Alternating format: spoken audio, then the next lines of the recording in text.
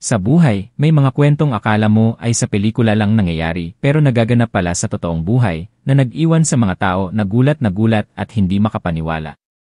Ngayon, gusto kong ibahagi ang isang totoong kwento tungkol sa isang Pilipinang ina na nag-alay ng 8 taon ng kanyang kabataan sa ibang bansa, tinanggap na malayo sa kanyang pamilya, malayo sa kanyang mga anak, para lang kumita ng pera para sa kanilang buhay. Nang bumalik siya, akala ng lahat ay magdadala siya ng mga maliliit na regalo o ilang ginto. Pero hindi, ang dala niya ay isang kakaibang kahon na gawa sa kahoy ng sandalwood na ibinigay mismo ng kanyang amo, na sinabihan siyang buksan ito pagdating niya sa Pilipinas. At nang buksan ang kahon na yon, lahat ng pamilya ay natigilan.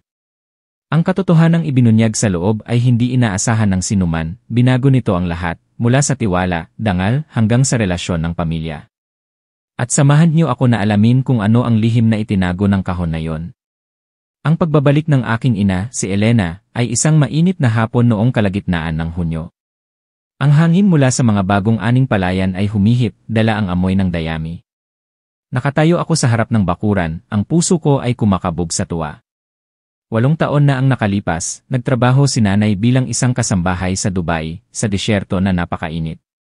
Sa loob ng maraming taon, ang bawat tawag ay isang malabong imahe lang sa maliit na screen, ang boses niya ay naging paos dahil sa labis na pag-asam na makasama kami.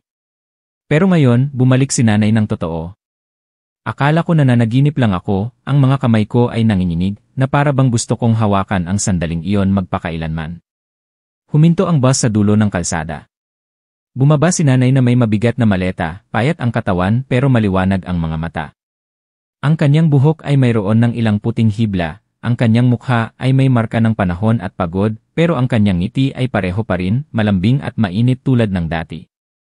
Umiyak ako na parang bata, tumakbo ako upang yakapin si nanay, inamoy ang kanyang damit at ang pamilyar na amoy ng pawis na 8 taon ko lang naalala sa pamamagitan ng aking alaala. Si tatay, si Rodrigo, na nakatayo sa tabi ko ay naiyak din siya ay tahimik na tao, pero sa araw na yon, namula ang kanyang mga mata. Sa loob ng maraming taon, nagtrabaho siya sa bukid, nag-alaga sa akin at sa kapatid kong si Marco, at naghintay sa araw ng pagbabalik ni nanay.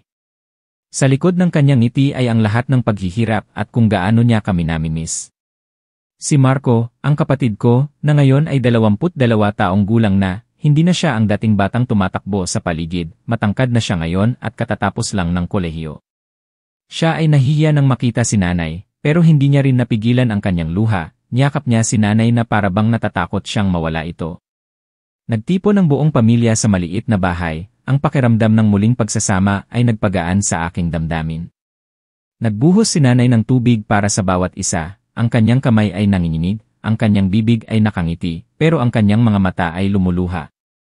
Sinabi niya, 8 taon na, ngayon lang ako ulit nakaupo dito, nakikita ko na ligtas kayong lahat, masaya na ako. Pero sa gitna ng kaligayahan na yon, napansin ko ang kahon na gawa sa kahoy ng sandalwood na mahigpit na hawak ni nanay. Hindi ito masyadong malaki, kulay brown, may amoy ng kahoy. Inilagay niya ito sa lamesa, ang kanyang mga mata ay may kakaibang kinang na mahirap basahin. Tinanong ko siya pero umiling lang siya, ito ay regalo ng amo ko doon, ikukwento ko mamaya. Ang kanyang boses ay may pag-aalinlangan, na lalong nagpa-curious sa akin. Noong hapunan, masaya kaming kumain. Kinuha ni tatay ang isang piraso ng isda para kay nanay, sinabi niya na masyado na siyang payat at kailangan niyang kumain ng maigi. Si Marco ay masayang nagkwento tungkol sa kanyang pag-aaral at sa paghahanap niya ng trabaho. Nakatingin lang ako, nagpapasalamat sa kapalaran na ligtas na ibinalik si nanay. Ngunit sa gitna ng kaligayahan ng pagsasama-samang muli, nakita ko ang kalungkutan sa mga mata ni nanay, lalo na kapag hinahawakan niya ang kahon na yon. Nang matapos ang hapunan, naglinis si nanay at pumasok sa kanyang silid. Sinundan ko siya at nakita ko siyang nakaupo sa kama, hinahaplos ang kahon na gawa sa kahoy ng sandalwood, ang kanyang mga mata ay malayo ang tingin. Mahina akong nagtanong, "Nanay, ano po ang nasa loob? Bakit parang laging yakap-yakap niyo po yan?" Tumingin siya sa akin ng matagal bago sumagot, "Lana, may mga bagay na hindi ko pa masabi.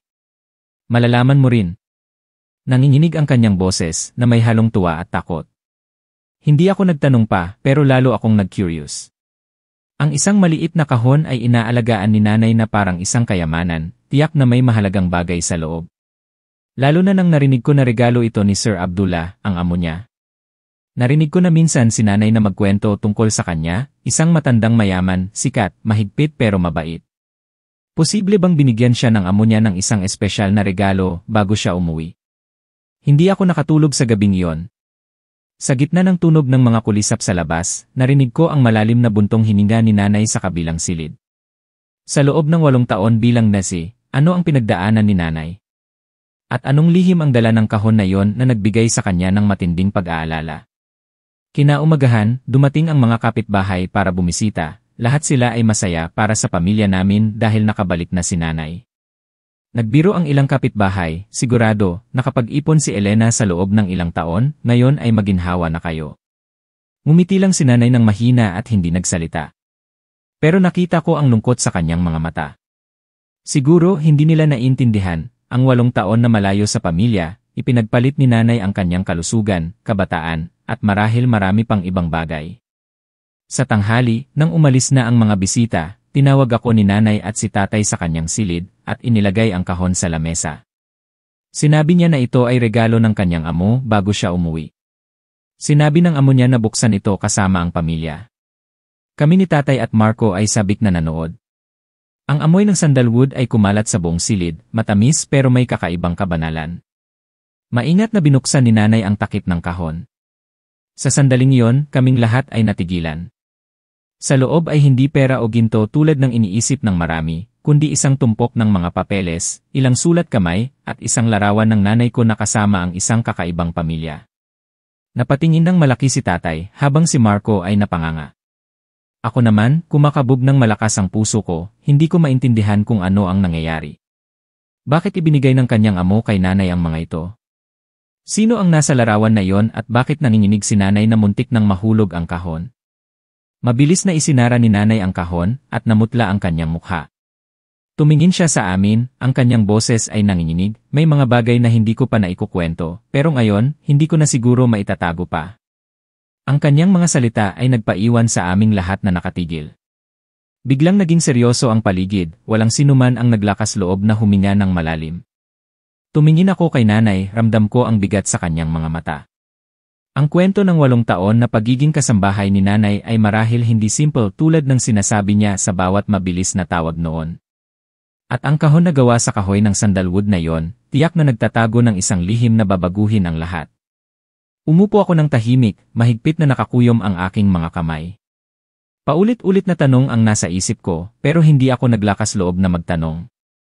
Si nanay lang ang nakaupo doon, na para bang nakikipaglaban sa kanyang sarili kung itatago pa ba niya ang lihim o sasabihin na ang totoo. Ang kanyang mga mata ay lumuluha habang tinitignan niya si tatay, ako, at si Marco, pagkatapos ay bumuntong hininga ng malalim.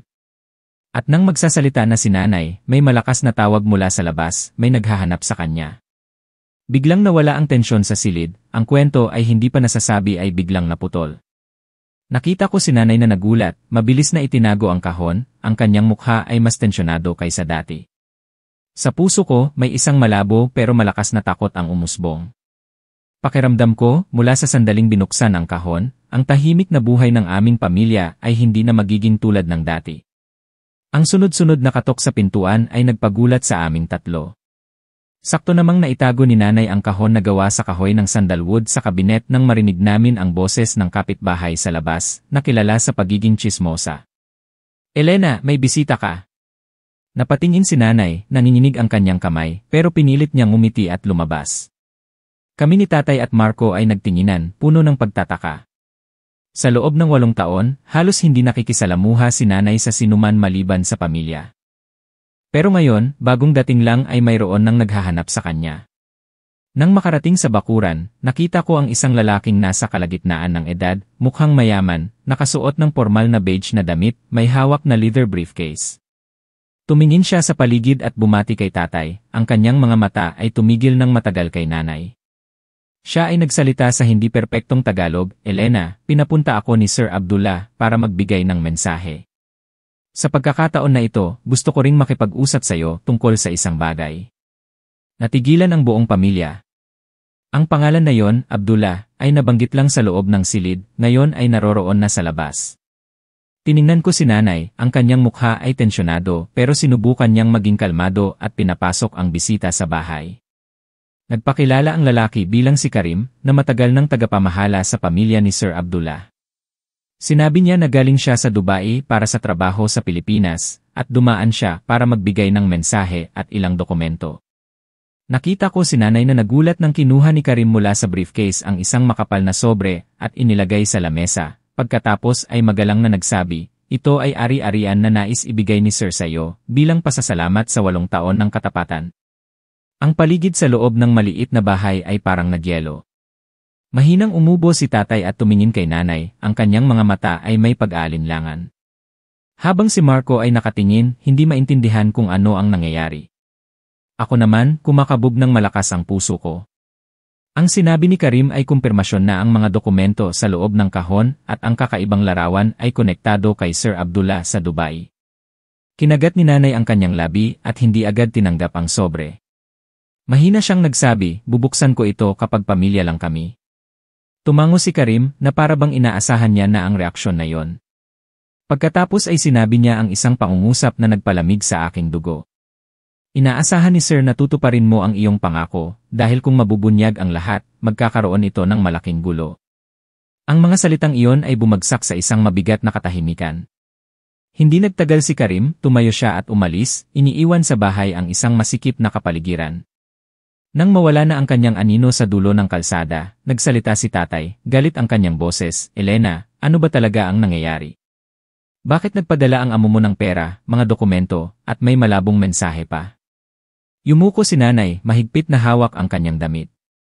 Nakita ko ang kanyang balikat na nanginginig, na para bang nakikipaglaban siya. Si Marco naman ay nagmamadali na nagsingit, Nanay, ano ba talaga ang nangyari sa iyo sa loob ng 8 taon? Sino ang lalaki sa larawan na yon? Tumingin si nanay sa amin, namumula ang kanyang mga mata. Dahan-dahan siyang nagsalita, wala akong ginawang mali, kailangan niyo akong paniwalaan. Pero may isang lihim talaga, itinago ko ito sa loob ng 8 taon, at ngayon, kailangan ko na itong sabihin. Ang buong pamilya ay tahimik, pakiramdam ko ay humihigpit ang dibdib ko, na para bang naghihintay ng bagyo na darating. Bumuntong hininga si nanay, kinuha ang kahon mula sa kabinet. Sa pagkakataong ito, binuksan niya ito para makita namin ng malinaw ang bawat bagay. Ang larawan ay ng isang pamilya sa Middle East, si Sir Abdullah, ang kanyang asawa, ilang bata, at ang nanay ko na nakatayo sa isang sulok, hawak ang kamay ng isang batang babae na mga 3 taong gulang. Ang mga mata ng bata ay tumitingin kay nanay na parang tunay niyang ina. Nagulat ako, hindi ako makapaniwala sa aking nakikita. Mahigpit na kinuyom ni tatay ang kanyang nanginginig na kamay, habang si Marco ay nagtataka na nagtanong, sino ang bata na ito? Bakit mo siya hawak na parang kamag-anak? Umiiyak si nanay, ang pangalan ng bata ay Layla, siya ang bunsong apo ni Sir Abdullah. Nang pumunta ako doon para magtrabaho, ako ang inatasang mag-alaga sa kanya. Pero hindi lang yon, siya ay mahina at may congenital heart disease. Ako ang pinakamalapit sa kanya at ang laging nasa tabi niya. Tiningnan ako ni Layla na parang tunay na ina. At si Sir Abdullah naman ay tiningnan ako na parang anghel, dahil ako mismo ang nagdala sa kanya sa ospital ng maraming beses. At ako rin ang pumirma sa mga papeles para sa pamilya niya para maisalba ang buhay ng bata sa operasyon 5 taon na ang nakakaraan. Nanginginig ang boses ni nanay, ang kanyang mga mata ay puno ng luha. Minsan sinabi ni Sir Abdullah, kung wala ka, wala na sana si Layla. Ang kanyang asawa naman ay hindi matanggap na ang isang katulong ay may malaking papel sa buhay ng bata. Sa loob ng maraming taon, namuhay ako sa pagitan ng pagmamahal at paghamak. At pagkatapos ay ibinigay niya sa akin ang kahon na ito kasama ang isang pangako, kung isang araw ay hindi na kayo kayang protektahan ng pamilya ko si Layla, kailangan mong bumalik sa Dubai para alagaan siya para sa akin. Ang pag-amin na yon ay nagpagulat sa amin. Galit na sinabi ni tatay, anong ibig sabihin yan? Gusto nila na alagaan mo ang bata na yan. Paano na ang pamilya na ito? Bumagsak ang luha ni nanay, lumuhod siya sa harap ni tatay. Hindi ko kailanman nakalimutan ang responsibilidad ko sa pamilya. Umalis ako para kumita ng pera para sa inyong pag-aaral, para sa iyo. Pero hindi ko maipagkakaila ang pagmamahal ko sa bata. Siya ay parang tunay kong anak, tatay. Tiningnan ko si nanay, pakiramdam ko ay magulo ang aking isipan. Naalala ko ang mga tawag niya noon, madalas niyang sinasabi na busy siya, minsan 1 buwan bago kami makapag-usap ng ilang minuto. Ngayon ko lang naintindihan, marahil ay nasa ospital siya noon, kasama si Leila. Naawa ako sa kanya, pero may halong galit at takot. Mula ngayon ba, ang pamilya ko ay magkakaroon ng isang komplikadong relasyon na hindi namin kontrolado. Si Marco naman ay iba, siya ay naiinis, nanay, hindi pa nga sapat ang pangangailangan natin, paano pa tayo mag-aalaga ng iba? Napakayaman nila, bakit sa'yo sila humingi ng tulong? Ang sobre na yon, para ba sa suhol? Umiling si nanay, hindi. Iyon ay sahod at isang pondo na ginawa ni Sir Abdullah para kay Leila. Gusto niya na hawakan ko para sa oras na kailangan. Ang paligid sa silid ay parang sasabog. Hinampas ni tatay ang lamesa, tumayo at lumabas sa bakuran para manigarilyo. Kami ni Marco ay tumitingin lang, mabigat ang aming damdamin. Si nanay ay tahimik na nakaupo, yakap ang kahon, ang kanyang mga mata ay tulala. Ang katahimikan ay nagtagal hanggang gabi. Ang hapunan sa gabing iyon ay matabang, walang sinuman ang nagsasalita. Ramdam ko ang pagkasira ng pamilya. Si tatay ay malalim ang iniisip, si Marco ay nakasimangot, habang si nanay ay nakatingin lang sa kahon na para bang wala sa sarili. Gabi na, hindi ako makatulog. Pumasok ako sa silid ni nanay, nakita ko siyang nakaupo sa tabi ng lampara, binubuksan ang mga sulat sa kahon. Lumapit ako, nakita ko na mga sulat ito ni Sir Abdullah na may magandang sulat kamay, ang nilalaman ay puno ng pasasalamat at tiwala. Isang sulat ang nagsasaad, kung isang araw ay mawalan na ng pamilya si Leila, pakikuha siya at alagaan na parang sarili mong anak. Umiiyak ako habang tinitingnan si nanay, mahina akong nagtanong, nanay, babalik po ba kayo? Si nanay ay tahimik, hinahaplos lang niya ang sulat, ang kanyang mga luha ay bumabagsak ng mabilis. Sa sandaling iyon, naintindihan ko na ang tahimik na buhay ng aming pamilya ay tapos na. Isang bagyo ang naghihintay na dumating, nagsisimula sa kahon na gawa sa kahoy ng sandalwood at ang lihim na dinala ni nanay mula sa Dubai. Sa buong gabing iyon, walang sinuman sa bahay ang nakatulog. Si tatay ay nakaupo sa labas, ang sigarilyo ay nagnininga sa dilim. Minsan-minsan ay bumubuntong hininga siya. Ang bawat buntong hininga ay nagpapabigat sa paligid. Si Marco ay nasa silid niya pero hindi mapakali. Minsan narinig ko siyang bumulong, bakit itinago ni nanay ang ganoong kalaking bagay? At ako naman, may mabigat na bato sa aking dibdib. Tinitignan ko si nanay na nakayakap sa kahon na gawa sa kahoy ng sandalwood, ang kanyang mga mata ay tulala. Naawa ako sa kanya, pero may halong galit at takot sa kung ano ang naghihintay sa hinaharap. Kinaumagahan, ang paligid sa bahay ay seryoso pa rin. Ang hapunan ay mayroon lang tunog ng mga kubyertos, walang sinuman ang nagsasalita. Sa huli, binitiwan ni tatay ang kanyang mga kubyertos, ang kanyang boses ay naging paos, Elena, tatanungin kita ng direkta, ano ang plano mo? Kung nagpadala sila ng pera at mensahe, plano mo ba ulit na umalis? Yumuko si nanay at hindi agad sumagot, nakita ko ang kanyang kamay na nanginginig habang mahigpit na nakahawak sa kanyang damit. Pagkatapos ng matagal na sandali, umiiyak siyang nagsabi, Tatay, hindi ko nais na iwan ang pamilya, pero tiningnan ako ni Leila na parang nanay niya. Nagtiwala sa akin si Sir Abdullah, hindi ko siya kayang talikuran. Umaasa lang ako na makahanap ng paraan para matulungan ang bata at mapanatili ang pamilya na ito. Tumayo si tatay, hinampas ang lamesa. Makahanap ng paraan? Alam mo ba kung gaano ako naghintay sa loob ng 8 taon? Gaano kayo namimiss ng mga anak niyo? Ngayon ka lang bumalik at balak mo na ulit umalis.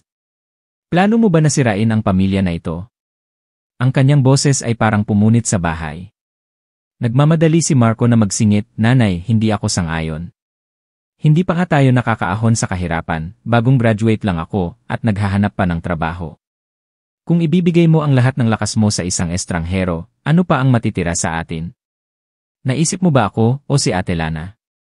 Tumingin si nanay sa akin, bumabagsak ang kanyang mga luha. Tiningnan niya ako na parang naghahanap ng simpatya, pero ako rin ay nalilito. Mahal ko si nanay, naawa ako sa kanya, pero hindi ko rin maipagkakaila ang sinabi ni tatay at Marco. Naranasan na namin ang 8 taon na malayo kay nanay, ngayon lang kami nagsama-sama, aalis na naman ba siya? Nang makita niya akong tahimik, lalo siyang nasaktan, umiyak siya habang nakatakip ang kanyang mukha. Ang kanyang pag-iyak ay parang pumupunit sa aking puso. Ang tanawin na iyon ay nagpasakit sa aking dibdib, pero hindi ko alam kung ano ang gagawin kundi ang umupo ng tahimik, ang aking mga kamay ay mahigpit na nakakuyom. Ang paligid sa bahay ay tensyonado sa loob ng ilang araw, naging tahimik si tatay, bihira na siyang magsalita. Si Marco naman ay iniiwasan si nanay, bihira na umuwi, at kung umuwi man ay malamig ang pakikitungo. Sinubukan kong makipag-ayos pero walang nangyari. Pagkatapos ng isang linggo, dumating ang tunay na problema. Sa umagang iyon, may kumatok sa pintuan. Nang buksan ko, nakita ko si Karim, ang lalaking dumating noon. Kasama niya ang isang dalagita na mga 17 taong gulang, may itim na buhok, malalim na mga mata, at tanned na balat. Nakilala ko agad siya bilang si Leila, ang bata sa larawan noon na lumaki na. Lahat kami ay natigilan nang ipinakilala siya ni Karim, ito si Leila. Namatay si Sir Abdullah 2 buwan na ang nakakaraan. Bago siya mamatay, sinabi niya sa akin na dalhin ang bata sa iyo Elena kung magiging mahirap ang sitwasyon. Ngayon, nag-aaway ang mga kamag-anak tungkol sa mana at napabayaan si Leila. Wala na akong ibang magagawa kundi sundin ang utos ni Sir. Nagulat si nanay at naupo sa isang upuan. Si tatay naman ay parang tinamaan ng kidlat, namutla ang mukha. Ano? Bakit mo siya dinala rito? Galit na tanong ni Marco. Habang ako, nanigas ang aking mga paa, hindi ko alam kung ano ang isipin. Yumuko si Leila, nanginginig ang boses, Nanay Elena, miss na miss po kita. Isang pangungusap lang iyon pero parang napunit ang pamilya namin sa dalawa. Tiningnan ko si nanay, nakita ko siyang umiiyak, tumakbo siya para yakapin ang bata na parang nakita niya ang matagal na niyang nawawalang kamag-anak. Ang tanawin na iyon ay nagpahampas kay tatay sa lamesa. Hindi pwede. Huwag mong kalimutan kung kaninong bahay ito. Hindi ako sang-ayon sa bagay na ito. Marami na tayong pinagdaanan, dadagdagan mo pa ba ang problema? Nanginginig ang kanyang boses sa galit. Tumingin si nanay, puno ng luha, Rodrigo, mangyaring pag-isipan mo, inosente siya, tinatawag niya akong nanay. Kung paalisin ko siya, hindi ko kaya. Sumigaw din si Marco, Nanay, naisip mo pa ba ako?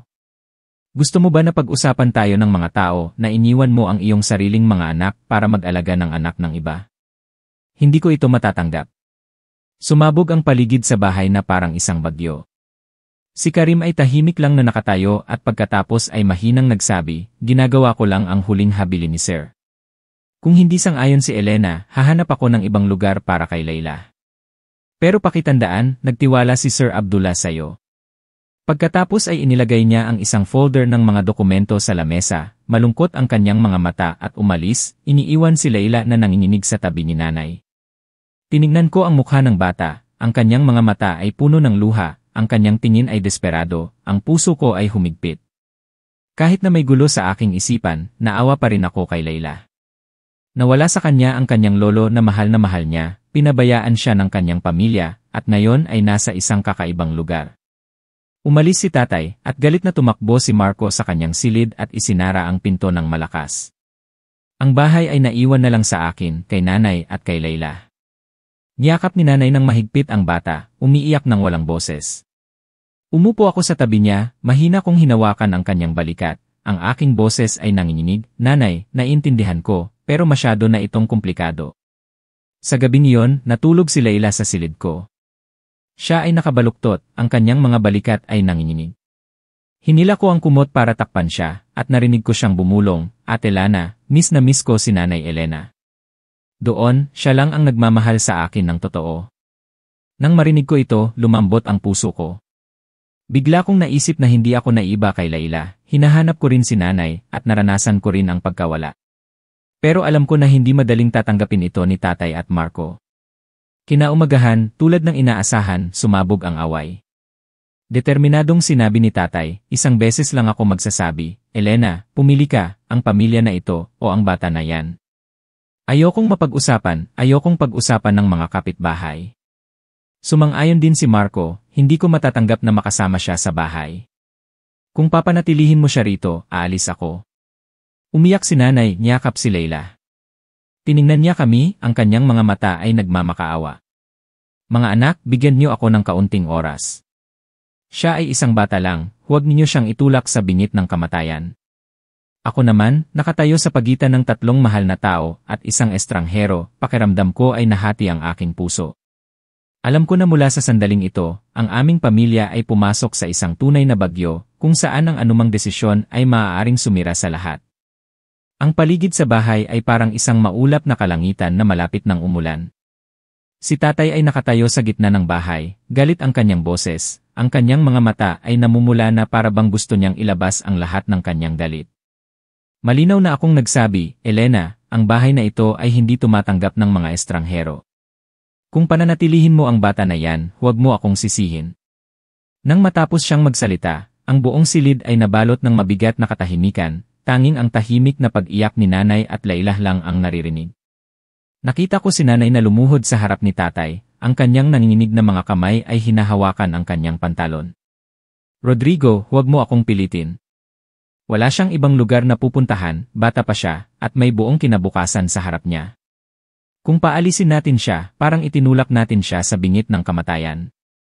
Ang kanyang boses ay nanginginig, bawat salita ay parang isang kutsilyo na humahawak sa aking puso. Pero si tatay ay matigas pa rin. Tinabig niya ang kamay ni nanay, tinalikuran siya. Lagi mo nalang iniisip ang ibang tao. Paano na ang pamilya na ito? Kami ng mga anak mo ay naghintay sa iyo sa loob ng 8 taon, ngayon lang tayo nagkasama-sama. Plano mo ba na pabayaan ang lahat dahil sa isang bata na hindi mo kaano-ano?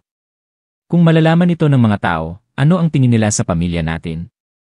Si Marco ay bumaba mula sa taas, galit ang mukha. Hindi ako sang-ayon. Kung pananatilihin mo siya rito, aalis ako. Ayoko na manirahan sa isang bahay kung saan mas mahalaga ang isang estranghero kaysa sa sariling dugo at laman. Ang mga salita ni Marco ay parang nagbuhos ng gasolina sa apoy na nagpabagsak kay nanay. Si Layla naman ay nakayakap sa likod ni nanay, ang kanyang malinis na mga mata ay puno ng luha, ang kanyang mukha ay takot na takot. Tiningnan ko sila at ang puso ko ay humigpit. Kahit na alam kong tama ang sinabi ni Marco at tatay, dapat ba nating paalisin ang bata? Nawalan siya ng lolo, pinabayaan ng kanyang pamilya, at ngayon ay kailangan niya pa ring maranasan ang pagtanggi mula sa nag-iisang lugar na inaasahan niya. Humugot ako ng malalim na hininga at nagsalita, nanginginig ang boses ko, Tatay, Marco, naiintindihan ko ang pag-aalalan niyo.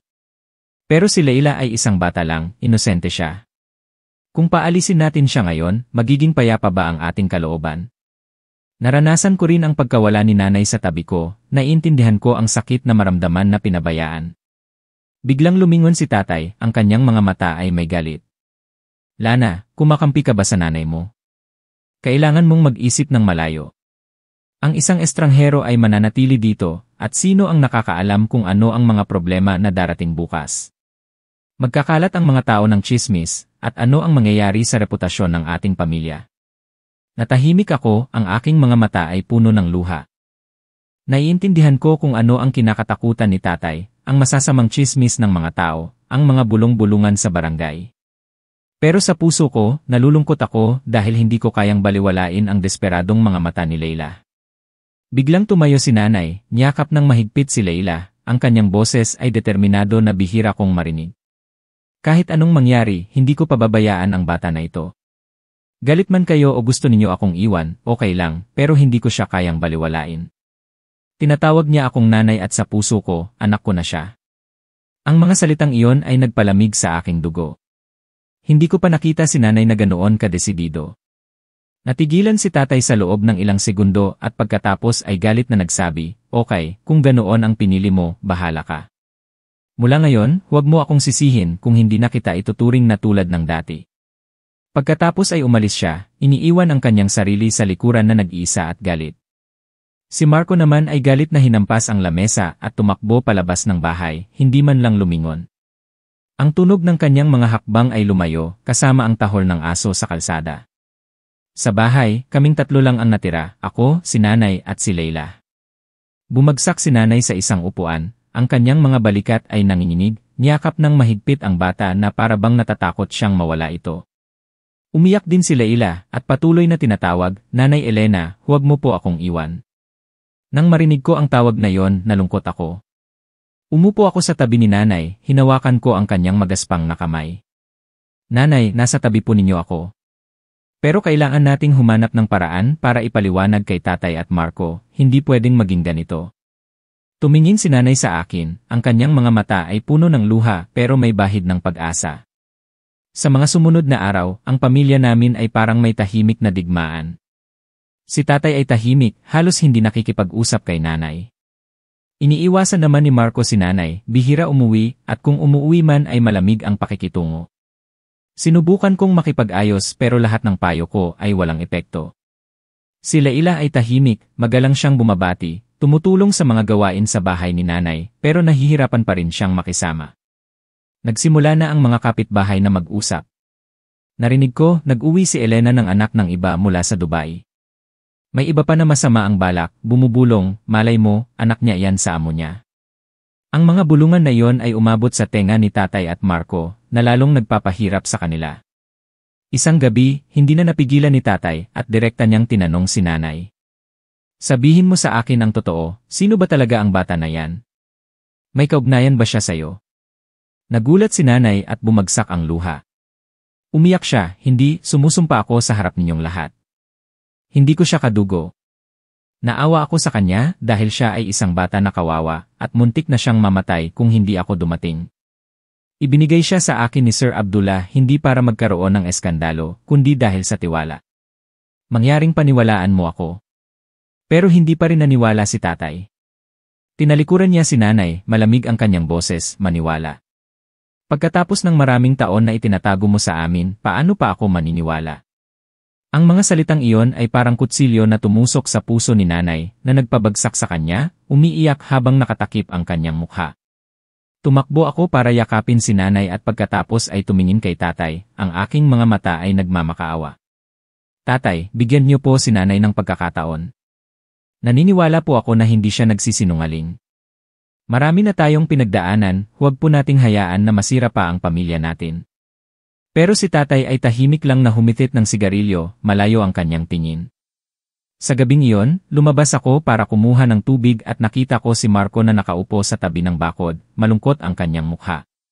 Tumingin siya sa akin, nanginginig ang boses, Ate Lana, hindi ko na maintindihan si nanay. Pakiramdam ko ay tinraidor niya ako. Sa loob ng maraming taon, nag-asam ako na bumalik si nanay, pero ngayon, binibigay niya ang lahat ng kanyang pagmamahal sa ibang bata. Nang marinig ko ito, nalungkot ako. Niyakap ko siya at bumulong, Marco, mahal pa rin tayo ni nanay, sadyang napakalaki lang ng puso niya kaya niyang yakapin ang ibang bata. Magtiis ka pa ng kaunti. Pero alam ko na sinasabi ko lang iyon para mapagaan ang kanyang loob. Sa puso ni Marco, malalim na ang sugat. Sa mga sumunod na araw, lalong sinubukan ni Leila na patunayan ang sarili. Maaga siyang gumising para magluto ng kanin, tumulong sa bukid ni nanay sa paghila ng damo, at sa gabi ay nag-aaral siya ng Tagalog. Minsan nakita ko siyang nagsusulat ng hindi tuwid at pagkatapos ay tumitingala at mumingiti sa akin. Ang kanyang inosenteng mga mata, ang inosente na yon ay nagpadagdag ng pagmamahal ko sa kanya. Pero alam ko na hindi madaling burahin ang pag-aalinlangan sa puso ni tatay at Marco. Isang hapon, nang bumalik ako mula sa palengke, nakita ko sa harap ng bahay ang dalawang estrangherong lalaki na mukhang mayaman, may hawak na mga bag. Nagpakilala sila bilang mga abogado na kumakatawan sa pamilya ni Sir Abdullah para linawin ang isyu tungkol sa karapatan sa pag-aalaga kay Leila. Ang mga salitang iyon ay nagpapatigil sa aking puso.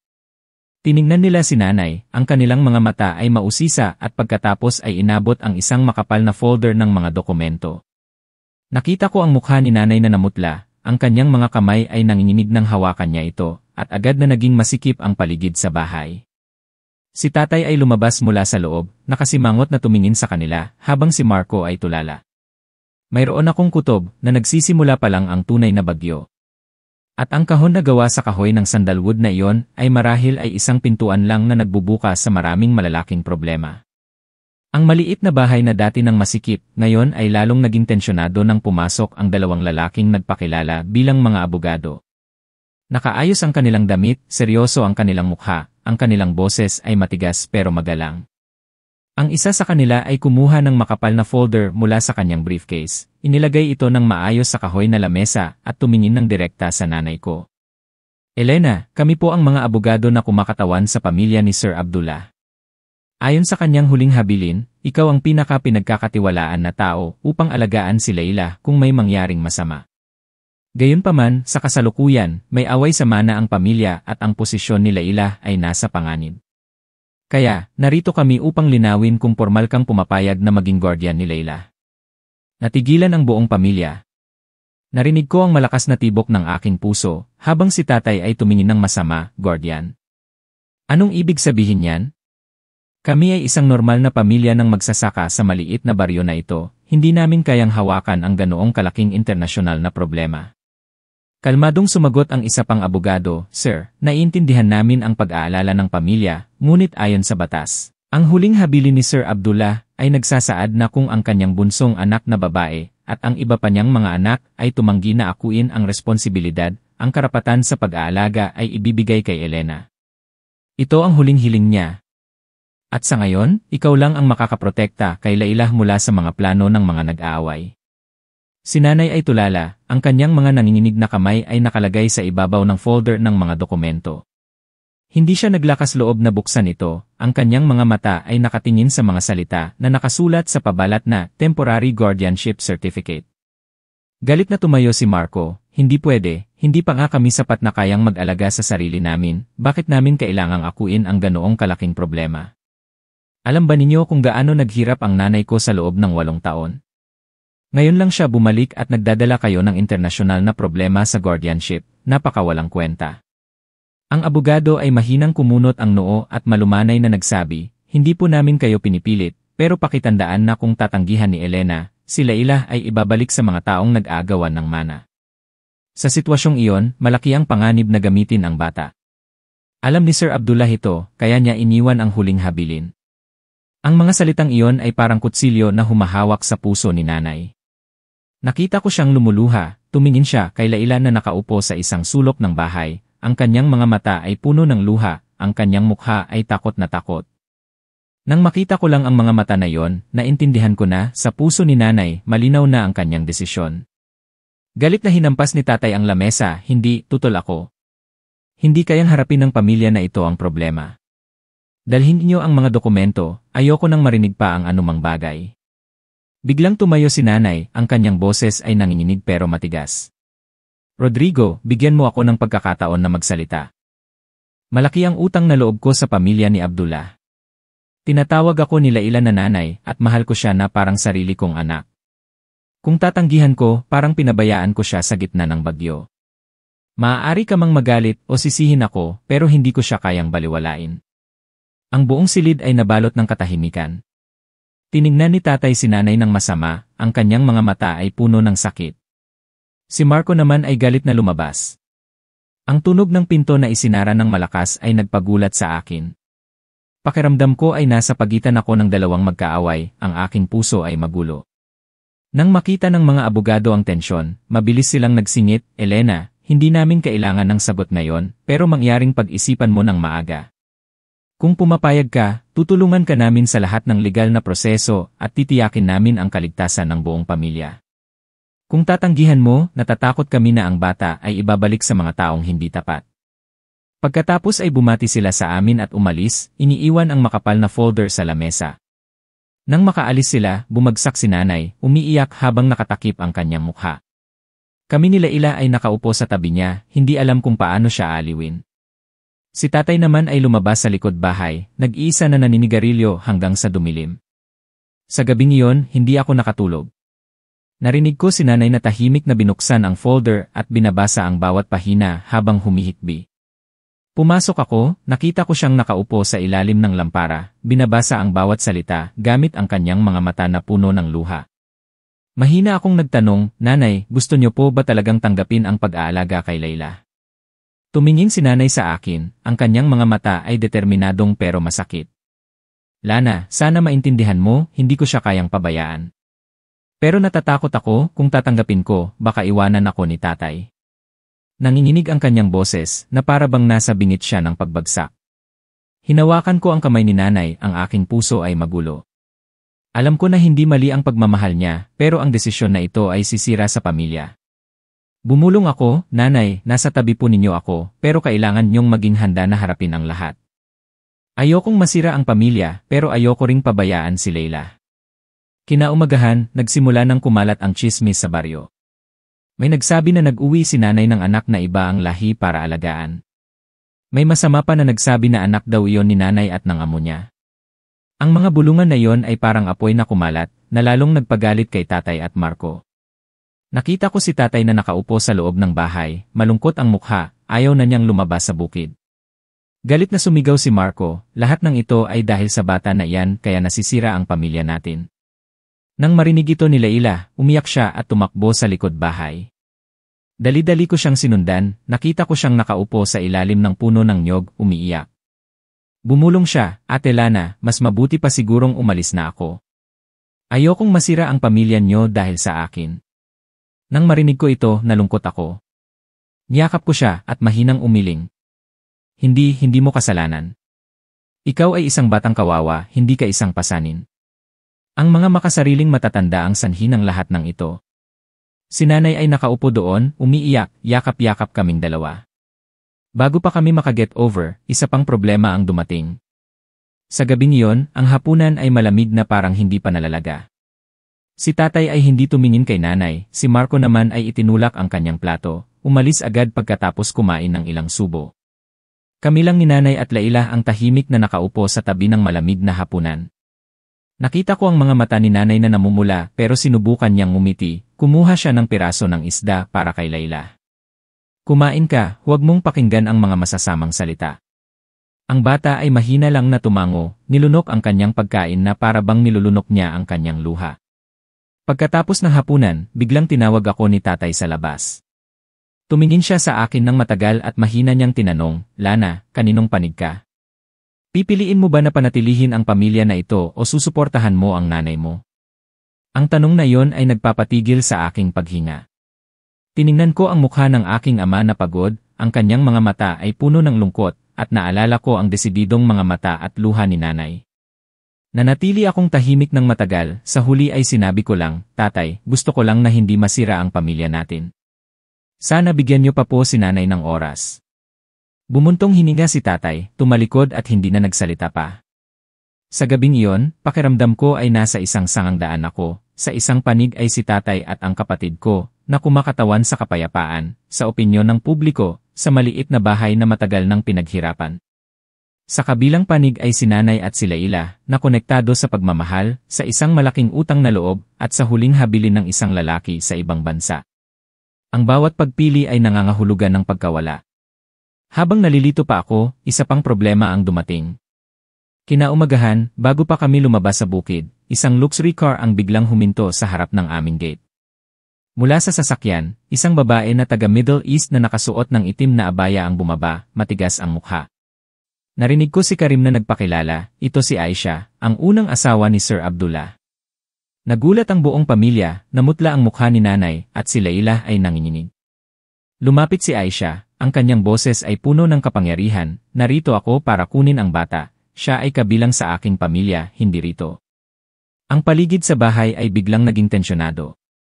Tiningnan ko si nanay, nakita ko siyang nakatayo sa harap ni Leila, ang kanyang mga mata ay may ningas ng desisyon na hindi ko pa nakita.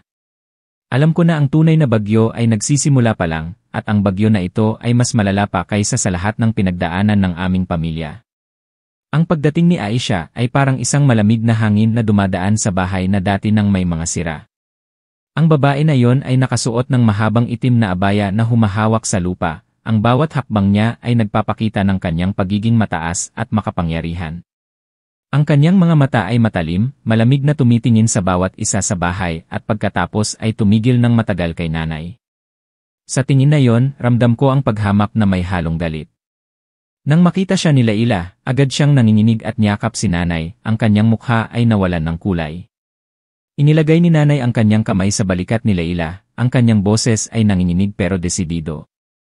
Aisha, alam ko na hindi ka pumunta rito para bumisita, pero malinaw na sasabihin ko sa'yo, si Leila ay kasama ko, at hindi ko hahayaan ang sinuman na saktan siya. Tumawa si Aisha ng mahina, ang kanyang boses ay may halong kapaitan, saktan.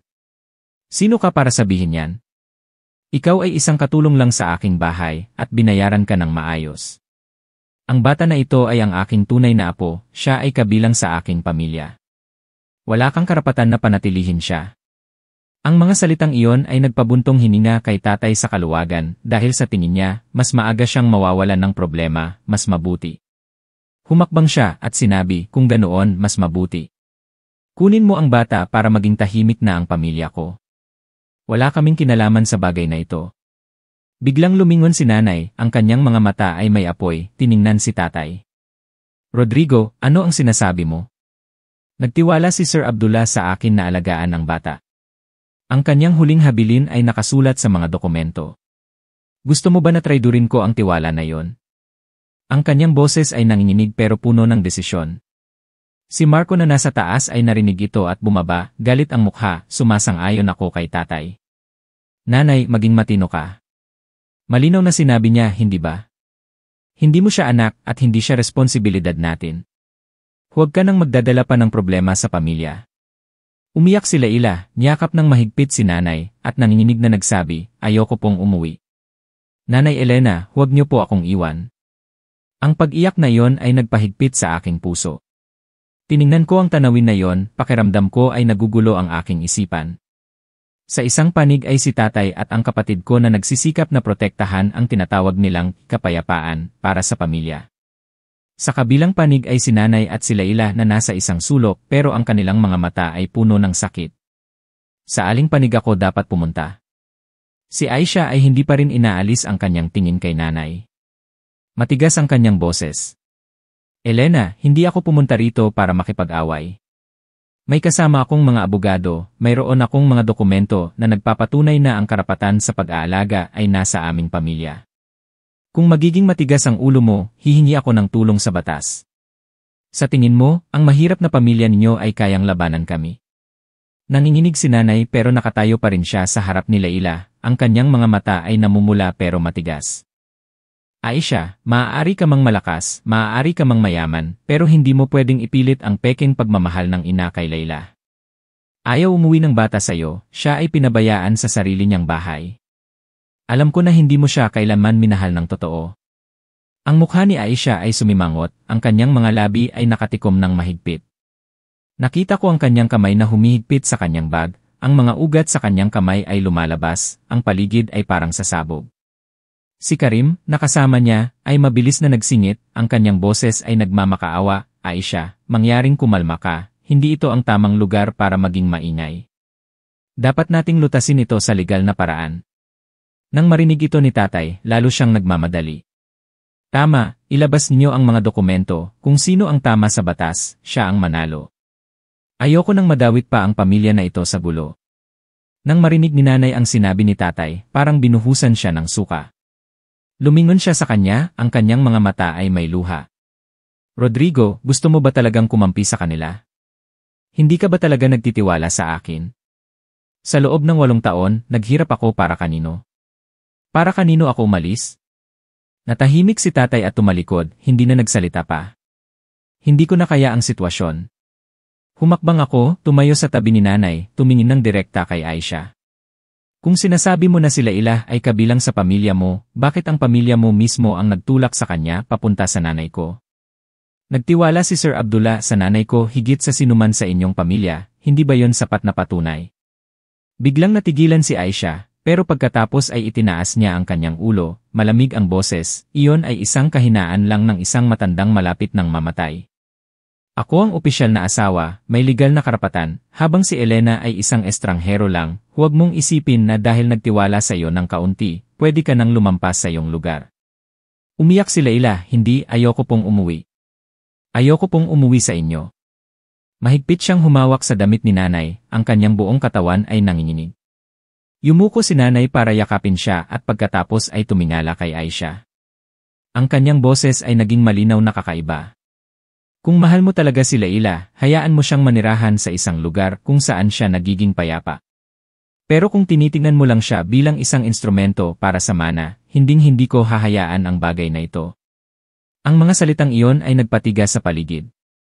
Nakita ko ang mukha ni Aisha na nagbago, ang kanyang mga mata ay may ningas ng galit. Si Karim ay mabilis na lumapit, mahinang may binulong sa kanya. Humugot si Aisha ng malalim na hininga at pagkatapos ay biglang ngumiti ng malamig. Okay, kung matigas ang ulo mo Elena, hahayaan ko ang batas ang magdesisyon. Pero tandaan mo, ang maliit na pamilya na ito ay hindi kayang labanan kami. Pagkatapos ay tinalikuran niya kami at lumabas, ang kanyang itim na abaya ay lumipad. Si Karim ay bumati sa amin na may awa sa kanyang mga mata at tahimik na sumunod. Ang gate ay isinara pero ang epekto ng paghaharap na iyon ay nananatili sa loob ng bahay. Bumagsak si nanay sa isang upuan, niyakap ng mahigpit si Layla, nanginginig ang kanyang mga balikat. Si tatay ay tahimik na lumabas sa likod bahay, ayaw man lang lumingon. Si Marco ay galit na umakyat sa taas, ang tunog ng kanyang mga hakbang ay malakas na parabang naglalabas siya ng galit, naiwan ako na nakaupo sa tabi ni nanay, ang aking isipan ay magulo. Sa gabi, narinig ko si nanay na patuloy na bumubuntong hininga. Sa bawat paghikbi ni Layla, si nanay ay mahinang naghihele sa kanya na parang ginagawa niya sa akin at kay Marco noong bata pa kami.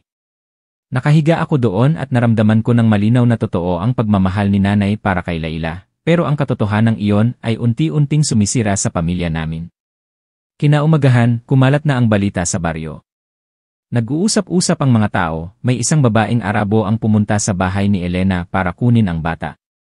May masamang balak pa na nagdagdag, narinig ko, asawa siya ng mayaman na amo, sigurado na mayroong maitim na lihim. Ang mga tsismis na yon ay mabilis na kumalat, na lalong nagpagalit kay tatay at Marco, nahihiya silang lumabas. Si nanay naman ay tahimik na parang isang anino, pero alam ko na ginagamit niya ang lahat ng kanyang isipan para protektahan si Layla. Habang si tatay at Marco ay nagsisikap na tanggihan ang bata, lalo naman siyang yakap ni nanay, na parabang kapag binitiwan niya ito ay mawawala na magpakailanman. Sa puso ko, may isang malabong takot ang umusbong. May kutob ako na ang laban na ito ay hindi lang titigil sa pag-aaway sa pamilya o tsismis sa baryo, ito ay magpapatuloy, magiging matindi, at maaaring hilahin kami sa isang hindi matatakasan na problema. At tama ako, pagkatapos lang ng ilang araw, isang summons mula sa korte ang dumating, na humihingi kay nanay na dumalo sa pagdinig para sa guardianship ni Layla. Nang matanggap ang summons mula sa korte, ang buong pamilya ko ay parang nilamig ng hangin. Ang papel ay may pulang tinta, malinaw at matigas ang sulat, na nagsasaad ng oras at lugar para sa pagdinig tungkol sa guardianship ni Layla. Ang aking kamay ay nanginginig habang binabasa ko, habang si nanay naman ay natulala, walang laman ang kanyang mga mata. Bumuntong hininga si tatay, pinunit ang papel at itinapon sa lamesa. Sabi ko na sa inyo, kapag nakisama ka sa kanila, maaga o huli, magdadala ka lang ng problema. Ngayon, pati internasyonal na korte ay nakikisali na. Bumaba si Marco mula sa taas, ang kanyang boses ay may halong sarkasmo, masaya ka na nanay. Ngayon, malalaman na ng buong baryo ang kwento, lahat ng tao ay ituturo ang pamilya natin. Hindi ko maintindihan kung bakit ka ganoon kamatigas ang ulo. Mahigpit na niyakap ni nanay si Layla, ang kanyang mga mata ay puno ng luha pero ang kanyang boses ay kalmado na kakaiba. Alam ko na galit ka, Marco, pero hindi ko siya kayang talikuran. Ibinigay sa akin ni Sir Abdullah ang kanyang buong tiwala, at tiningnan ko rin si Layla na parang kadugo ko. Kung hahayaan ko siyang bumalik sa mga taong tinitingnan lang siya bilang isang instrumento para sa mana, pagsisisihan ko ito habang buhay. Umupo ako sa tabi niya, ang aking puso ay magulo. Naiintindihan ko ang takot ni tatay at Marco sa tsismis, pero naiintindihan ko rin ang mga mata ni Layla na nagmamakaawa nang yakapin niya si nanay. Sa sitwasyong ito, kahit sino ang nasa labas ay mahihirapan, lalo na kaming nasa loob. Ang araw ng pagdinig ay mabilis na dumating. Ang korte ay nasa malaking lungsod, higit sa 100 kilometro ang layo sa bahay namin. Hindi ko pa nakita si nanay na ganoon katensyonado. Siya ay nakasuot ng simpleng brown na damit, mahigpit na niyakap si Layla, ang kanyang mga mata ay hindi inaalis sa bata. Si tatay naman ay ayaw na sumama, ang kanyang mukha ay puno ng galit. Si Marco ay hindi nais na pumunta sa una, pero sa huli ay dumalo rin, nakasimangot sa likod. Nang pumasok kami sa korte, nagulat ako sa seryosong paligid. Ang mga upuan ay nasa hanay, ang watawat ay nasa likuran, at ang mga seryosong mukha ay nakaupo sa mahabang hanay. Sa kabilang panig, naroon si Aisha, nakasuot ng mamahaling damit, kasama ang maraming abogado.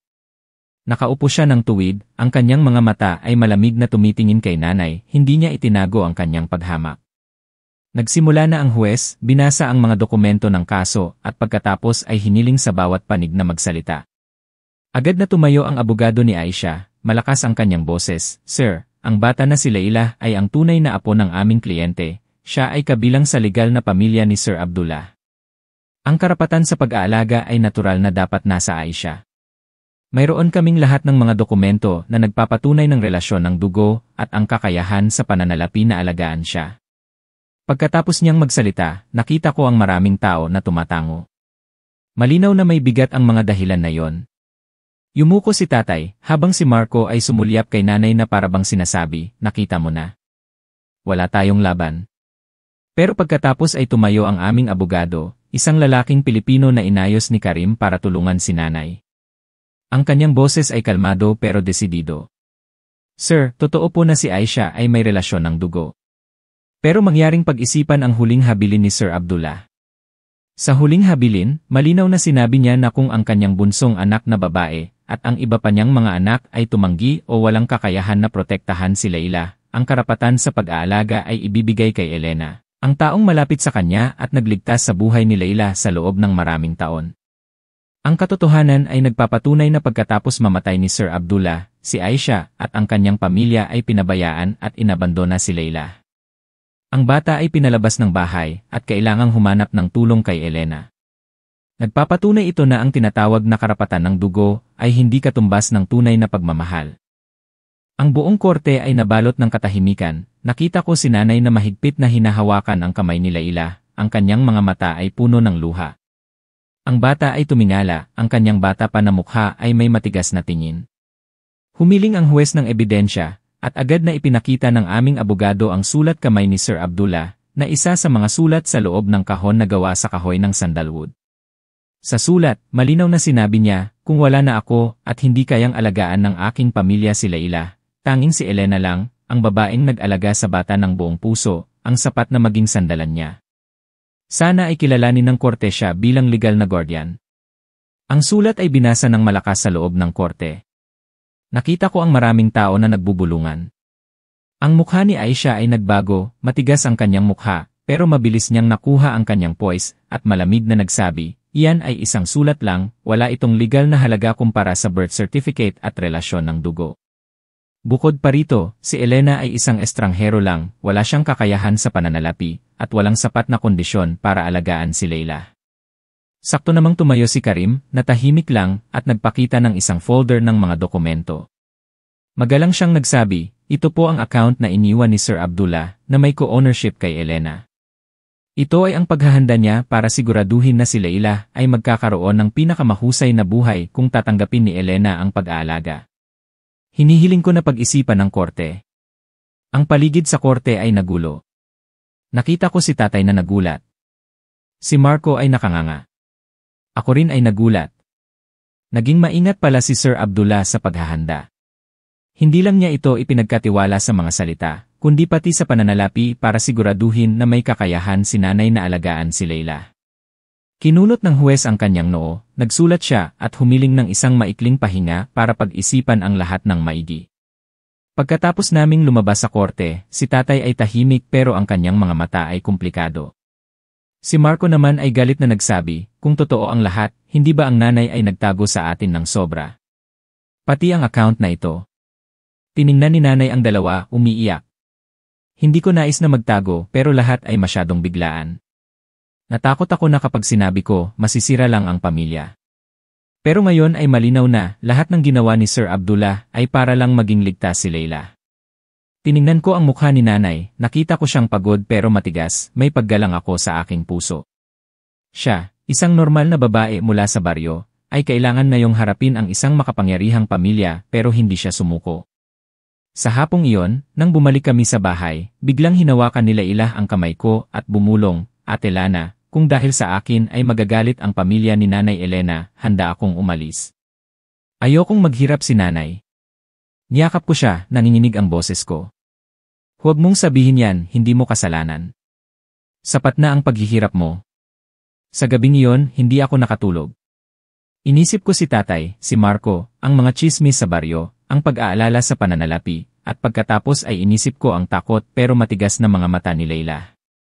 Alam ko na bukas, ang susunod na pagdinig ay magdedesisyon sa lahat at alam ko rin na ang pamilya ko ay haharap sa isang pagbabago na hindi na maibabalik. Kinaumagahan, magkasama kaming pumasok sa korte. Ang paligid sa korte ngayon ay mas tensyonado kaysa dati, na para bang mayroong mahalagang bagay na ibibigay. Nakita ko ang nanginginig na kamay ni nanay habang hawak niya ang kamay ni Leila, habang si tatay naman ay seryoso pa rin ang mukha, nakatikom ang labi. Si Marco ay nasa likod, naiinis, pero may bahid ng pagkausisa sa kanyang mga mata. Hinampas ng huwes ang kanyang martilyo at nagpatuloy ang pagdinig. Ang abogado ni Aisha ay tumayo, ang kanyang boses ay malakas na para bang naghanda siya ng isang huling atake. Sir, nagdala kami ngayon ng huling ebidensya na nagpapatunay na ang pag-aalaga kay Layla ay hindi dapat ibigay kay Elena. Ito ay isang kopya ng huling habilin ni Sir Abdullah na may isang bahagi na nawala sa mga nakaraang dokumento. Ang bahagi na ito ay nagsasaad na kung hindi kayang tiyakin ni Elena ang ganap na kaligtasan ni Layla, ang karapatan sa pag-aalaga ay mapupunta sa aking pamilya. Kaya, sa kung ano ang nangyayari, kung ang pamilya ni Elena ay nasa ilalim ng tsismis, at may mga estranghero pa na nagmamasid, may kakayahan pa ba siyang protektahan si Layla? Ang buong korte ay nagulo, natigilan ako, kumakabog ng malakas ang puso ko. Totoo na kamakailan lang ay minamanmanan si Layla ng masasamang tao, at muntik na siyang kunin. Kung ibabatay sa dahilan na yon, ang panig ni Aisha ay may kalamangan. Tumingin ako kay nanay, nakita ko ang kanyang mukha na namutla, pero ang kanyang mga mata ay matigas pa rin. Tumayo ang aming abogado, kalmadong sumagot, Sir, hindi namin tinatanggihan ang idinagdag na bahagi. Pero pakitandaan, sa huling habilin na yon, binigyang diin ni Sir Abdullah na ang una at nag-iisang pagpili na pinagkakatiwalaan niya ay si Elena. Kapag siya ay tumanggi o wala na, ang pamilya lang niya ang may karapatan na kunin si Layla. At ang pagiging pinagbantaan at pinipilit mula sa labas, hindi ba't iyan ang gawa ng pamilya ni Aisha? Kaya't hahayaan ba nating bumalik ang isang bata sa mga taong nagsisikap na saktan siya? Ang mga salitang iyon ay nagpatahimik sa buong korte. Ang mga mata ng maraming tao ay tumingin kay Aisha.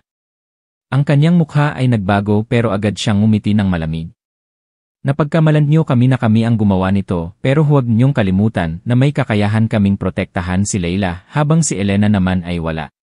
Sa sandaling iyon, si Karim, ang tapat na tagapamahala ni Sir Abdullah, ay biglang humiling na magsalita. Tumayo siya, nanginginig ang kanyang boses, pero puno ng desisyon, ako ang nakakita mismo. Nang si Sir Abdullah ay malapit ng mamatay, paulit-ulit niyang sinabi na si Elena lang ang talagang nagmamahal kay Layla. Mayroon akong recording ng karagdagang huling habilin. Doon niya sinabi na kung hindi siya kayang protektahan ng pamilya niya, kahit na maging mahirap, hayaan na si Elena ang mag-alaga kay Layla. Ito po ang kanyang huling hangarin. Pagkatapos ay kinuha ni Karim ang isang maliit na recording device. Binuksan ang recording. Sa tahimik na lugar, ang mahina na boses ni Sir Abdullah ay naririnig, bawat salita ay dahan-dahan pero sigurado. Nakita ko si nanay na umiyak, niyakap ng mahigpit si Layla. Ang buong korte ay tahimik, maraming tao ang naantig. Ang mukha ni Aisha ay namutla, ang kanyang mga mata ay may ningas ng galit. Tumayo siya, sumigaw, iyan ay isang panlilin lang, isang recording ay maaaring pekin anumang oras. Pero ang huwes ay nag-utos sa departamento ng teknikal na suriin ito. Pagkatapos ng matagal na pag-aalala, ang resulta ay inihayag, ang recording ay totoo, walang ebidensya ng pagmamanipula. Sumabog ang korte sa gulat. Narinig ko ng malinaw ang mga bulungan, naisip pala ito ni Sir Abdullah. Hindi ko akalain na ang isang katulong ay magtitiwala siya ng ganoon. Ang mga mata ng mga tao ay unti-unting naging paghanga sa nanay ko sa halip na pagdududa. Galit na galit si Aisha pero sinubukan niya pa ring magpakatino. Kahit na wala pa rin siyang kakayahan. Mahirap siya at nasa ilalim ng tsismis, paano niya maaalagaan si Layla? Agad na ipinakita ng aming abogado ang mga dokumento ng account na iniwan ni Sir Abdullah. Kasama ang mga sertipiko na nagpapatunay, ang lahat ng pera na yon ay gagamitin lang para sa pag-aalaga at proteksyon ni Layla. Ang huwes ay tumango, maingat na nagsulat. Sa sandaling iyon, tumingin ako kay tatay, tahimik siyang nakaupo, magulo ang kanyang mukha, ang kanyang mga mata ay naging seryoso, hindi na lang galit tulad ng dati. Alam ko na ang recording ay nakaapekto sa iyo, na nagpabago sa iyong pananaw. Si Marco naman ay nakayuko, mahigpit ang kanyang kamay, malinaw na nag-aalinlangan din nang matapos ang pagdinig, sinundan ko si tatay sa labas. Nakatayo siya doon, naninigarilyo, namumula ang kanyang mga mata. Mahina akong nagtanong, tatay. Bumuntong hininga siya, ang kanyang boses ay naging paos, Lana, hindi ko akalain na magiging ganito ang lahat. Nagtiwala talaga siya sa nanay mo. Tatay, wala na kayong dahilan para tutulan. Nang marinig ko ito, umiyak ako. Sa loob ng maraming araw, nasira ang pamilya, ngayon sa wakas ay mayroon na akong pag-asa. Sa hapong iyon, nang magpatuloy ang pagdinig, humiling ang huwes kay Layla na sabihin ulit ang kanyang hiling. Itinaas ng bata ang kanyang ulo, ang kanyang malinis na mga mata ay puno ng desisyon. Gusto ko pong makasama si Nanay Elena. Hindi po ako takot sa kahirapan, takot lang po ako na walang pagmamahal. Sana po ay payagan niyo akong manatili. Ang mga salitang iyon ay parang isang pana na tumusok sa puso ng lahat ng naroroon. Ang huwes ay nag-isip ng matagal at pagkatapos ay idineklara na ang pagdinig ay ipagpaliban para bigyan ng oras ang hukuman na pag-isipan ang lahat bago magbigay ng huling desisyon. Nang umalis kami sa korte, nakita ko si Aisha na tumingin ng direkta sa nanay ko. Ang kanyang mga mata ay namumula, mahina ang boses pero galit. Magbabayad ka. Hindi pa ako talo. Pagkatapos ay tumalikod siya at sumakay sa sasakyan, iniiwan sa likuran ang amoy ng galit. Niyakap ni nanay ng mahigpit si Layla, bumulong, huwag kang matakot, poprotektahan kita hanggang sa huli. Lumakad ako sa tabi niya, nanginginig pa rin, pero sa puso ko, may isang matinding tiwala. Alam ko na ang huling desisyon ng korte ay malapit ng ibigay at alam ko rin na ang laban na ito ay hindi pa tapos. Pero sa unang pagkakataon, ramdam ko ng malinaw na ang pamilya namin, kahit nasira at nag-aaway, ay unti-unting bumabalik sa dati. Ang huling araw ng pagdinig ay dumating. Sa buong umaga, kinakabahan ako na parang nakaupo sa ibabaw ng apoy. Maaga si nanay na nagising, sinuot niya ulit ang kanyang simpleng brown na damit, ang kanyang mukha ay mukhang pagod pero ang kanyang mga mata ay lumiwanag. Nanginginig na hinawakan ni Layla ang kamay niya, ayaw siyang iwan. Si tatay ay tahimik na sumunod, hindi na siya nagrereklamo tulad ng dati. Si Marco naman ay nakayuko, tensyonado ang mukha, nakatikom ang labi. Nang pumasok kami sa korte, ramdam ko ang bawat tingin na nakatuon sa aming pamilya. Si Aisha ay nakaupo na, mukhang mayabang. Sa tabi niya ay ang kanyang mga abogado. Nakita ko ang kanyang labi na ngumiti, ang kanyang mga mata ay matalim na tumingin kay nanay na parabang isang huling hamon. Hinampas ng huwes ang martilyo at agad na nabalot ng katahimikan ang paligid. Pagkatapos ng mga formalidad, binasa niya ang mahabang mga probisyon, ang mga ebidensya na naipakita sa mga nakaraang pagdinig. Ang bawat salita ay parang isang kutsilyo na humahawak sa aking puso. Mahigpit kong kinuyom ang aking kamay, mabilis na kumabog ang puso ko, si nanay ay tahimik na nakaupo, yakap si Layla, ang kanyang mga mata ay nakatuon sa huwes. At pagkatapos ay dumating ang sandali. Ang boses ng huwes ay malakas, pagkatapos na pag-isipan ang lahat ng ebidensya, pakinggan ang mga salaysay ng bawat panig, pag-isipan ang hiling ng bata, at higit sa lahat ang huling habilin ni Sir Abdullah. Ang hukuman ay nagkakaisang ibigay ang formal na karapatan sa pag-aalaga kay Elena, ang taong pinagkakatiwalaan ni Sir Abdullah, at ang nag-iisang sandalan na gusto ni Layla na kasama. Natigilan ako at pagkatapos ay umiyak sa kaligayahan. Si Layla ay umiyak, niyakap ng mahigpit si nanay, inuulit, Nanay Elena, pwede na po akong manatili kasama kayo. Umiyak din si nanay, ang kanyang mga luha ay bumagsak na parang ulan, ang kanyang payat na balikat ay nanginginig. Ang buong korte ay nagulo sa mga bulungan. May ilang naantig, may ilang nagulat. Sa kabilang banda, nagbago ang mukha ni Aisha. Tumayo siya, sumigaw, hindi, ito ay isang insulto, hindi ko ito hahayaan. Sinubukan niyang lumapit sa amin, pero mabilis siyang hinarang ni Karim. Mahina ang kanyang boses pero matigas, Aisha, itigil mo na. Ito ang huling hangarin ni Sir Abdullah. Mangyaring huwag mo nang labanan ang kanyang kaluluwa. Natigilan si Aisha, ang kanyang mga mata ay namumula at pagkatapos ay tumalikod siya at umalis. Ang itim na abaya ay lumipad, iniiwan sa likuran ang isang mabigat na amoy ng galit. Nang lumabas kami sa korte, ang sikat ng araw sa tanghali ay maliwanag, nakita ko si nanay na niyakap si Layla, ang kanyang mga mata ay may kaluwagan at pagmamataas. Tahimik si tatay na nakatayo sa tabi, at pagkatapos ay bumuntong hininga ng malalim. Lumingon siya kay nanay, nanginginig ang boses, Elena, nagkamali ako nang hindi ako naniwala sa iyo, pero naging matigas ka, hindi na kita masisisi. Lumingon si nanay kay tatay, ang kanyang mga mata ay puno ng luha. Tatay, alam ko na sinaktan ko kayo, pero sana ay maniwala kayo na ang lahat ng ginawa ko ay dahil sa pagmamahal. Si Marco ay nakatayo sa tabi, ang kanyang mga mata ay may galit pa. Pero pagkatapos ay mahina siyang nagsabi, Nanay, humihingi po ako ng tawad sa masasakit na salita ko, natakot lang po akong mawala kayo, ayoko na umalis kayo ulit. Nang marating ang puntong ito, namula ang kanyang mga mata. Niyakap ni nanay kaming dalawa, nanginginig ang boses, hindi na ako alis ulit. Kahit na may mga problema, mananatili ako kasama kayo. Sa mga sumunod na araw, unti-unting kumalma ang tsismis sa baryo. Tumigil na ang mga tao sa pag-uusap ng malinaw na ang desisyon ng korte. May ilang tao pa na humanga sa nanay ko, mahina nilang sinabi, hindi ko akalain na si Elena, ang babae mula sa baryo, ay maglalakas loob na labanan ang isang mayaman na pamilya at sa huli ay manalo. Si tatay naman ay hindi na nakasimangot, sa bawat araw ay lalo siyang naging malapit kay Leila. Sa una ay medyo awkward siya, pero nasanay na siya, minsan hinahaplos niya ang ulo ng bata, ang kanyang boses ay malambing. Mula ngayon, huwag kang mag-alala, nandito na ang lolo at lola mo. Nagbago rin si Marco, hindi na niya iniiwasan si Leila. Minsan nakita ko siyang lihim na tinuturuan ang bata ng Tagalog, ang kanyang boses ay parang galit pero sa kanyang mga mata, mayroong paglambot. Si Leila naman ay naging masaya, unti-unting bumalik ang kanyang inosenteng ngiti, tumatakbo sa bakuran na parang isang bata na talaga sa pamilya na ito. Si nanay naman, kahit na mas marami siyang ginagawa, ang kanyang mukha ay nagliliwanag. Inaasikaso niya ang bahay at si Leila, at sa bawat tingin, sa bawat kilos, ramdam ko ang lalim ng pagmamahal niya sa bata. Naintindihan ko na ang paglalakbay na ito ay puno pa rin ng mga hamon. Sigurado na hindi pa rin titigil si Aisha.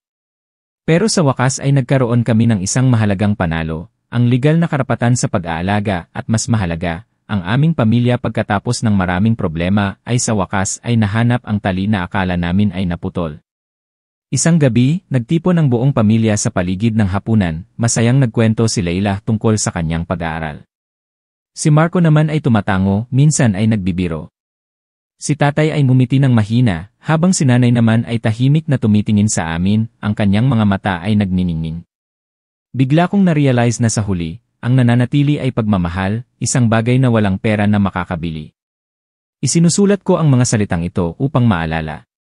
Ang kahon na gawa sa kahoy ng sandalwood na iyon ay hindi lang naglalaman ng mga sulat o dokumento, kundi nagbukas din ng isang paglalakbay na puno ng bagyo, na sumubok sa tiwala at pagmamahal ni nanay. Ang paglalakbay na iyon ay nagdala sa aming pamilya sa isang malalim na hukay at pagkatapos ay nahanap namin ang liwanag. At naniniwala ako na hanggat magkasama tayong hahawak kamay, hanggat may busilak na puso si nanay, walang bagyo ang makakawala sa maliit na tahanan na ito. Sa mga minamahal naming manonood, ang kwento ng nanay ko na nagtrabaho sa loob ng 8 taon sa Dubai, at ang kahon na gawa sa kahoy ng sandalwood na ibinigay sa kanya na nagpagulat sa buong pamilya ay hindi lang isang hindi inaasahang sitwasyon sa buhay kundi isang salamin din ng tunay na halaga ng pagiging tao. Pagkatapos ng mga pag-aaway, pagsubok, at problema, ang pinakamalalim na naiwan ay ang aral tungkol sa pagpili, pumili ng dangal, pera, o pumili ng pagmamahal, kabaitan. At ang nanay ko ay pinili ang bagay na lagi niyang pinaninindigan, ang pagiging tao, ang walang kondisyon na pagmamahal para sa isang bata na hindi niya kadugo pero konektado sa pamamagitan ng puso. Sa buhay ngayon, marahil marami sa atin ang humaharap sa mahihirap na desisyon, panatilihin ang ating sariling kaligtasan o maglakas loob na protektahan ang tama. Ang kwento na ito ay paalala na ang pera ay kayang bumili ng maraming bagay, ang kasikatan ay maaaring maging sanhi ng pagiging mayabang ng isang tao. Pero ang pagmamahal lang ang tumatagal, matatag, at nag-iwan ng tunay na halaga para sa susunod na henerasyon. Ang isang simpleng babae mula sa baryo, walang pera, walang kapangyarihan, pero dahil sa kanyang malaking puso, binago niya ang kapalaran ng isang bata at ng buong pamilya. Hindi lang ito kwento ng aming pamilya kundi isang mensahe rin para sa bawat isa sa atin. Pahahalagahan natin ang pagmamahal, protektahan natin ang katotohanan. Huwag nating hayaan ang mga paghuhusga, pera, o takot na takpan ang ating konsensya. Kapag nabuhay ka ng may kabaitan, makakakuha ka ng kapayapaan sa iyong puso at iyan ang pinakamahalagang gantimpala. Kung napanood mo ang video na ito hanggang sa huli, naniniwala ako na naantig ang iyong puso. Iwanan ang iyong mga komento sa ibaba. Ano ang aral na nakuha mo sa kwento na ito? Handa ka bang ilagay ang pagmamahal bago ang personal na interes tulad ng ginawa ng nanay ko? Ang iyong mga komento ay magiging malaking inspirasyon para sa amin na magbahagi ng mga magagandang halaga sa iba. At huwag kalimutang mag-subscribe, i-on ang notification bell para hindi mo ma-miss ang mga makabuluhang kwento na aming ibibigay sa mga susunod na video.